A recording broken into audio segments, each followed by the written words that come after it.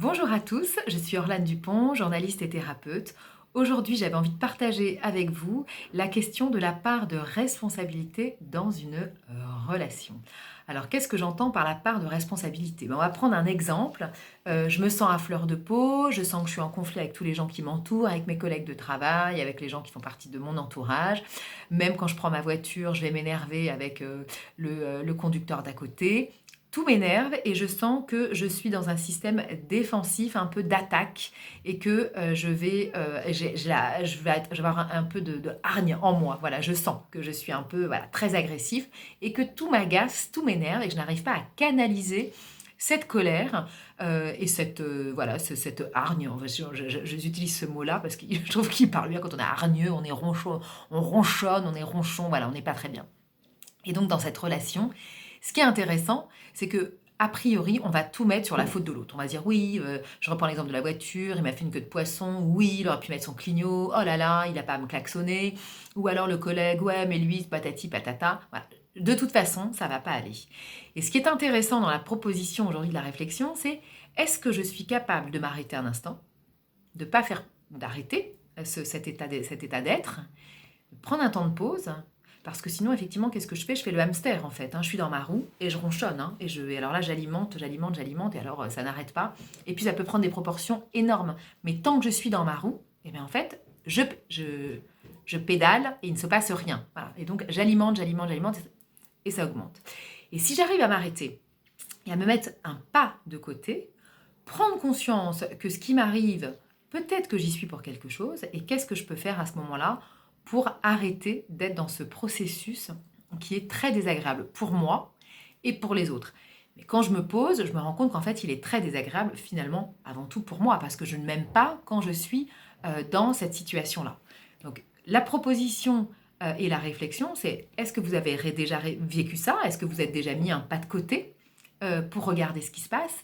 Et pour aller plus loin, c'est quelle est ma part de responsabilité dans ce qui est en train de m'arriver.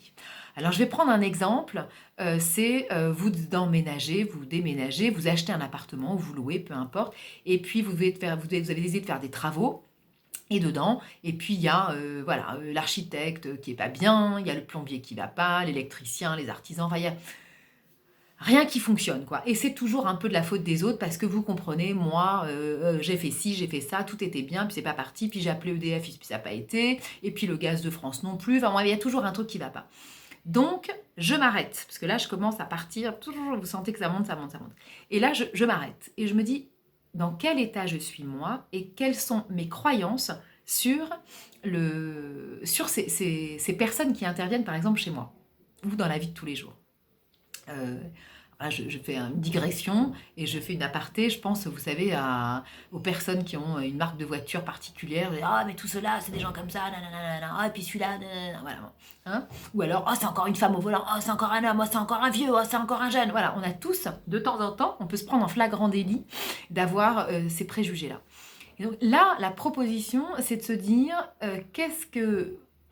comment je prends ma part et comment je prends conscience que ce qui m'arrive, eh bien, quelque part, j'y suis pour quelque chose. Ça ne veut pas dire se flageller, hein. C'est juste de prendre ce temps d'arrêt et de se dire, si je m'arrête et que je prends conscience que si je suis à fleur de peau en ce moment, c'est qu'il y a quelque chose chez moi qui peut-être a besoin de s'exprimer, et aussi parce que mon système de croyance est peut-être à changer.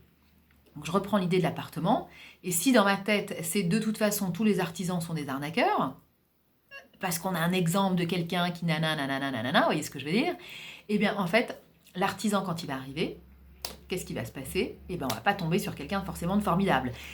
Et surtout, on aura tellement en soi cette idée que cet artisan est dans notre préjugé que ça va être un arnaqueur. Donc, comment on se sent? Eh bien, en fait, on sent forcément qu'on est on n'est pas très serein et on est énormément dans l'attaque, dans la défensive, et peut-être même en cherchant le conflit pour se prouver que cet artisan, donc toujours dans l'exemple, est un arnaqueur. Ça ne veut pas dire que c'est ce que je pense, hein, soyons très clairs, mais c'est dans l'exemple. Voilà.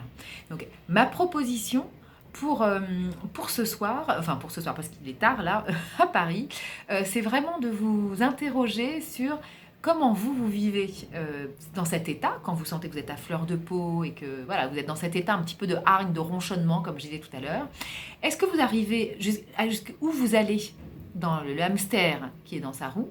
À quel moment vous vous arrêtez? Et est-ce que vous vous arrêtez? Et si vous ne vous arrêtez pas, comment vous faites pour sortir de cet état? Et par rapport à la prise de conscience de je prends ma part de responsabilité, comment vous, vous prenez conscience de votre part de responsabilité. Donc n'hésitez pas à mettre vos liens, enfin vos commentaires dans les commentaires, votre avis, etc. Donnez-moi votre avis et je suis désolée parce qu'il y a les gens qui font leur travail pour ramasser nos déchets et ça fait un petit peu de bruit, mais en même temps, vous voyez, ça scintille, c'est Noël, hein. Ça fait le petit sapin. Voilà. Je vous souhaite d'excellentes fêtes de fin d'année et de toute façon, on se retrouve puisqu'il y a d'autres vidéos qui arrivent la semaine prochaine.